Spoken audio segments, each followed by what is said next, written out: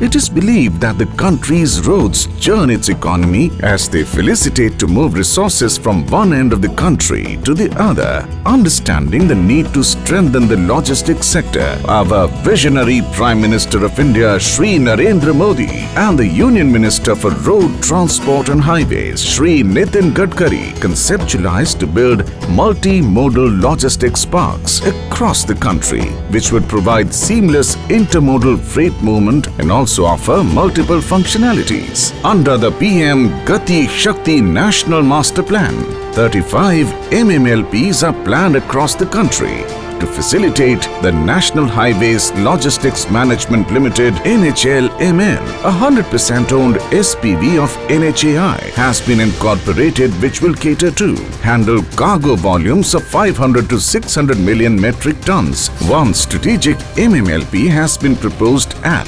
Mappedu near Chennai, having area of 184 acres and costing rupees 1,424 crore.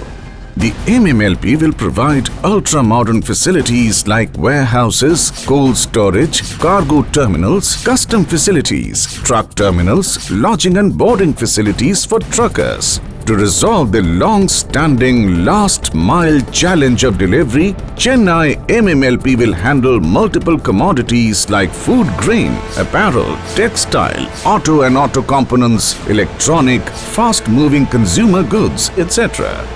An MOU has been signed and SPV is being formed between NHLML, Chennai Port Authority, Tamil Nadu Industrial Development Corporation and Rail Vikas Nigam Limited. Rail connectivity of 10 kilometers from Kadambattur station, upgradation work of 5 kilometers on State Highway 50B up to MMLP have been envisaged.